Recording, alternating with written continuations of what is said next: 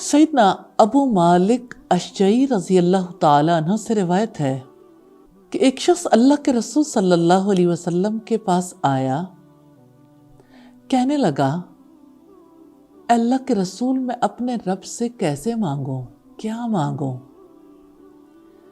اب صلی اللہ علیہ وسلم نے اسے مانگنا سکھایا کہ آپ یہ دعا کرو، اللہم اغفر لی وارحمنی وعافینی وارزقنی۔ اب صلی اللہ علیہ وسلم جب اسے سکھا رہے تھے تو ایک ایک انگلی بند کرتے جا رہے تھے، یعنی اللہم اغفر لی وارحمنی وعافینی وارزقنی، اور یوں صرف ایک انگوٹھا باقی رہ گیا۔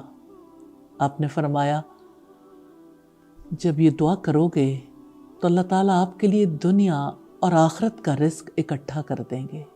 چھوٹی سی دعاؤں میں شامل کر لیجئے، رحمت، عافیت، رزق، مغفرت، کتنا کچھ سمیٹ لیں گے۔